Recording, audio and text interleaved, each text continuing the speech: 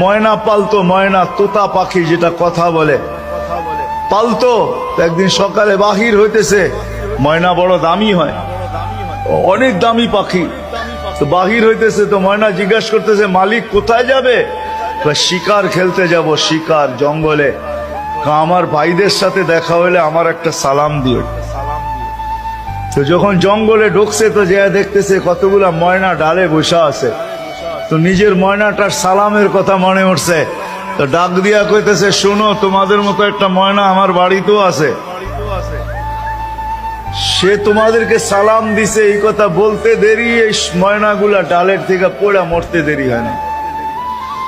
তার মন খারাপ হয়ে গেছে যে ওর সালামে এমন কি বিষ মিশানো ছিল যে এত দামি দামি 12-13টা ময়না মরে গেল।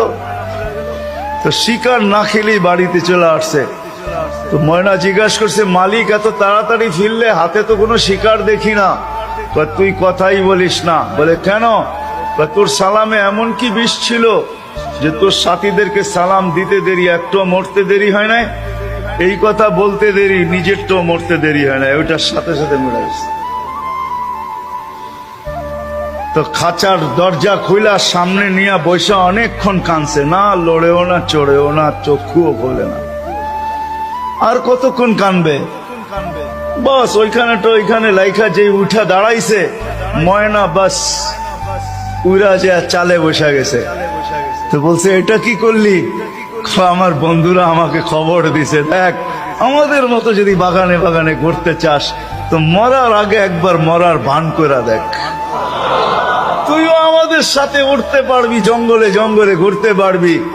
ওইটা মরা ছিল না, ও আমাকে চিঠি দিছে, চিঠি বার্তা দিছে, বার্তা দিছে। এই জন্যই আল্লাহ ওয়ালাদের কাছে যাদের বয়স হয়ে গেছে আর কত করে জান আল্লাহ ওয়ালাদের কাছে পড়া থাকে, জান আল্লাহর রাস্তায় পড়া থাকেন।